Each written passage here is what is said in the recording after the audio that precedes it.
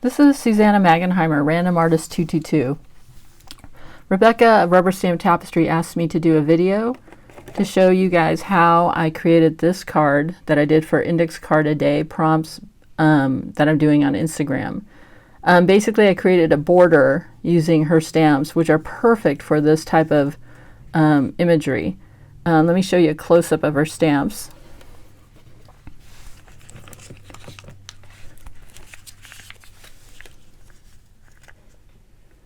So you can get a good look at the detail in these things. And let me show you on the other side too how deeply etched these are. They're beautiful, good detail, very excellent quality.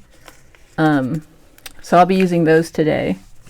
And these are from the Undersea Adventure, Seaside Treasures, and Fine and Sandy. Let me get these out of the way. Things you will need to create this effect are Post-it, the sticky Post-it tape. This is 1 inch. For those of you who have die cuts, you could do this also with a die cut. I'll explain that in a little bit. You'll need index cards. And I have 2 weights. I have a very, what I call flimsy, your everyday index card. And there's a guy on Amazon who sells these index cards, and they're 130 pound weight cardstocks, which are excellent for mixed media, for drawing. I find them very useful for testing crafts, products, because they mimic what the typical cardstock I use or other mixed media papers that I use. You'll need a stamp, whatever you're going to stamp as your sentiment. Archival ink's always the best to work with because once it's dry, it's permanent. You'll need a ruler and a pencil, and in this case I'm going to use a brush tip pen from Faber-Castell because this one's also permanent when dry.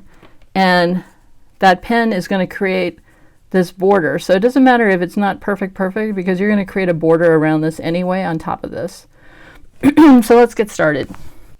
So those of you with die cuts, what you can do first is stamp it onto some cardstock, cut it out with a die cut, and that becomes now the white space in here. But then the part you need to figure out, you need to do next is create obviously the border frame. So what I would do is take that same die cut and that same paper, and actually I would probably take the thinner paper because that actually will get you a better impression, is die cut the shape you want, and then using non-permanent a tape runner, tape the back of it, and that's what you will glue onto here and create this part where you're going to be stamping, and so that will hold it in place. And then once you're done, you would pull that back and then now put in the cutout sentiment. The way I did it though is a little bit different and more trickier. Is I used Post-it paper, which is it's all sticky. This is a 1 inch and they sell them in 2 inches, which is sometimes more convenient. And what I did is I created guidelines. So I wanted to have my sentiment, that's about 1 1/4 inch deep. So I put it here to show you guys 1 1/4 inch. I created a little guideline in here so that I could see where I want to lay the tape. I then measured obviously the other side and did that. So I created guidelines, registration lines here, here, here, and here. So now I just need to cut my second piece of tape. And one way to do that is to just, let me bring this over so I can see it a little better. Excuse the noise, we have some neighbors moving.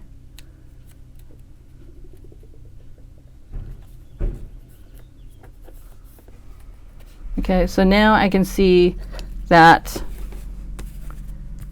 I want to create my cut line.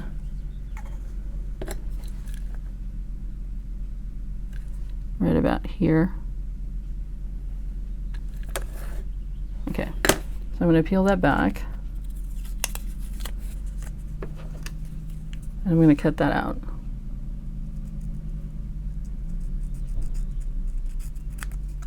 And I'm not too worried if I'm off by a hair or two, because I'm going to go back over the edge with the black marker to create more of a border.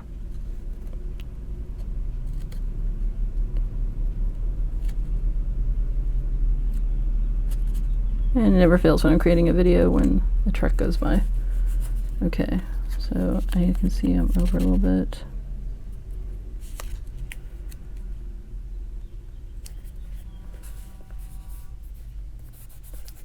Okay, so then I'm going to go around and just make sure that that is where I want it.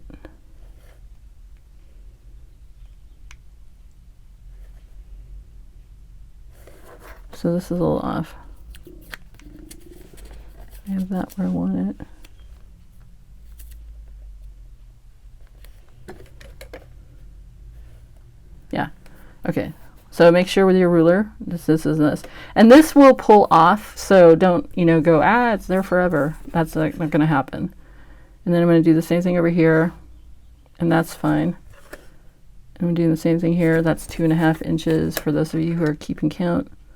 2.5. Okay, so now we have the blank area that's created over here. Now Rebecca carries a ton of these stamps, and like I showed you here, they go from anywhere from this size to this little itty bitty guy right here. So I like to have, when I created this, mix of the large and the actually itty bitty, and I use the itty bitties to fill in that space where you're like, you know, that kind of overlapped weird, and to just give it some more interest. Like I have one here in the seaweed. One thing is, do you only have to use black archival ink? No, you can use any color you want. My suggestion is, though, to have it be the same color, and that way when you overlap it, you're not going to get areas where other colors are popping through your shells or whatever you're going to be using, because it doesn't have to always be C, obviously. The other thing I suggest too is don't always do a first impression mark like this. This what do they call these, sand dollars, is a first impression, and these other ones, the lighter ones in the background, are second impression. And if you don't know what that means, let me just show you really quick. Okay, so this is a little sea turtle she has. So this is a first impression, and then this is a second impression. So he becomes a little bit lighter. Let me get the stamps out of the way so you can see a little better. So darker, lighter, and you can even probably get a third impression. Okay, and that gives you some perspective at distance. So the closer up ones will be darker, the far away ones will be lighter. And actually this is a way too that I just used to clean up my stamps after I'm using them. So let's get started with this part of it. I'm going to save these little guys for later. I like to work in odds. It's better, it's for whatever reason aesthetically more pleasing to the eye. So I'm going to just start stamping. And I always test stamp because I want to make sure that my ink pad is juicy enough, and I don't think it's juicy enough. So let me re-ink that. I'll be right back. So before I go and re-ink that, I just realized that I missed an important step, and that is spraying my background first. Now I strongly encourage you to do this in a box, you know, a high backed box. They sell them, but not always necessary to do that. But just beware, when you work with sprays, they're going to go everywhere. So I'm using, in this case, Lindy's Poppy Teal Blue, which is Tibetan Poppy Teal, which is one of my favorite colors. And I'm going to step back a little bit.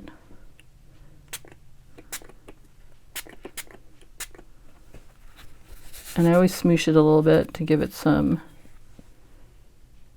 texture. And I like that. I don't have a problem with it being a little bit splotchy. That's a look I like. So I'm going to let that dry for a minute. Wipe down your desk, because if you did it the way I just did it, you're going to get it. You're going to get a little splashback. All right, so that one's going to dry. It's going to dry flat, so don't worry. Okay. For those of you who do not know what re-inking is, usually most ink pads have their matching re-inker. It's a cost-saving thing. Some people feel it's not worth it. I do, especially on these little small guys, because I use them up faster and they're more convenient for me. But basically what I do is I just zhuzh it onto here, and I use the back of a gift card and I smoosh it into the sponge. So that's what re-inking is. So now we have, whoops. So now we have this. We have our background, we have our tape on, and now we're going to start stamping. So, like I said, I always test it just to make sure everything's going okay. That's much better. Okay, so now I'm just going to start stamping. And again, I go with threes or more. Now you can see there's a little bit of a gap there. That's nothing to worry about, and I'll show you it more before I pull off the tape. Because even though this is super flat, there's still going to be no way for the stamp to completely flatly lay onto the card. So I use a little pen afterwards to make that look much better. So I'm just trying to hit different corners.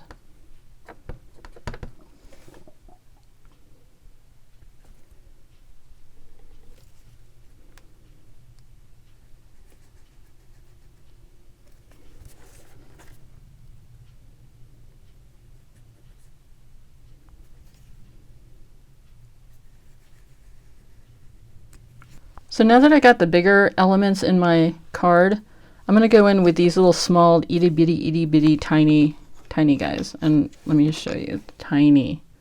So this will be like little pieces that are floating outside, kind of filling up that space so that it kind of blossoms out. The fish, I'm going to use a lot more because I want them in the coral. In there,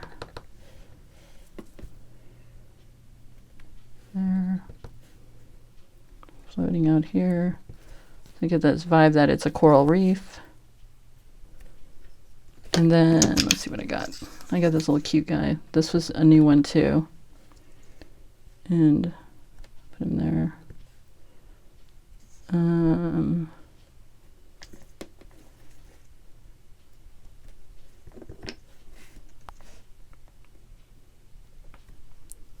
There. And I love this one.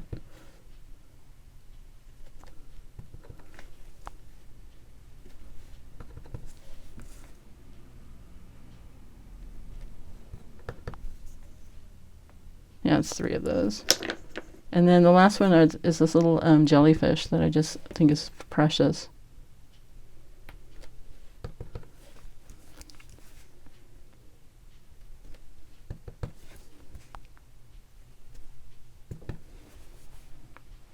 I got 3 of them. All right, so now I got that done. I'm going to go back before I pull this off, and I'm just going to touch this up so you can kind of see where parts of the little star or the seed sand dollar wants to have color. So, like I said, I'm not going to be too precious about this because I'm going to go around with a border. But I want this to look as sea starry as or sea sand dollary as possible. Okay, so that goes okay. The sky here needs some work.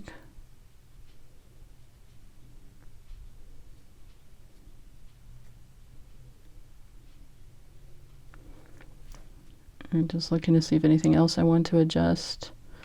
This little starfish, all you have to do is like a little pointillism. Just go in there and drop little drops. And you won't even be able to tell. Like that. He's okay, he's okay. All right, so now comes the reveal.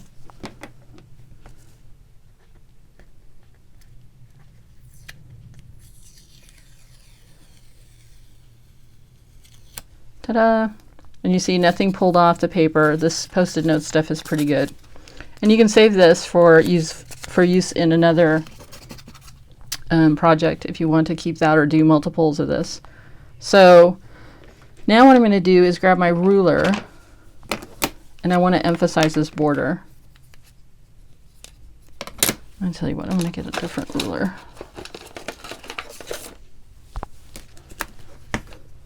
I want one that lays a little flatter onto the table. So see, all this little weird stuff is going to go away.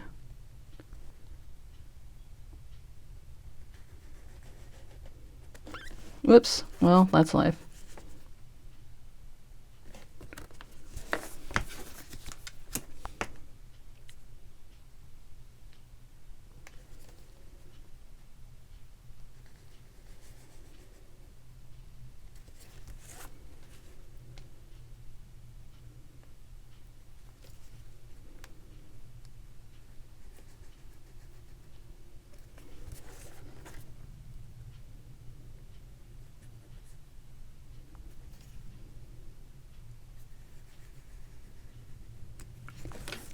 There you go, nice and professional. If this little overlap really bugs you, grab a stamp.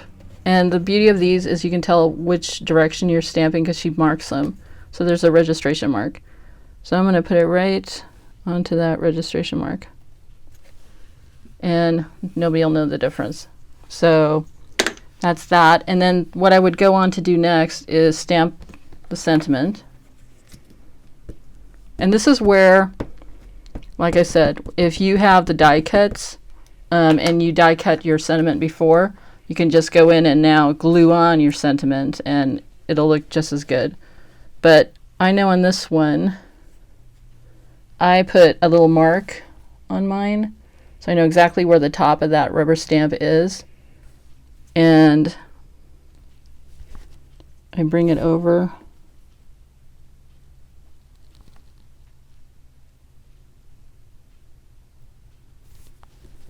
Hopefully.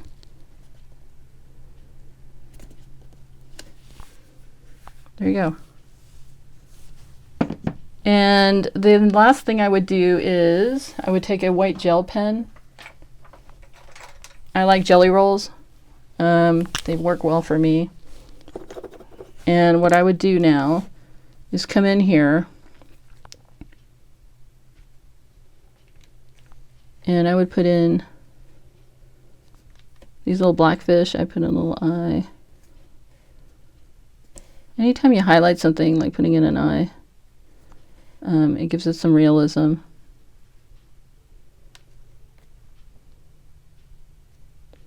And on this one I went over a little bit. So if you find yourself that you, as I call it, splooshed it, just bring in your black pen, nobody will know.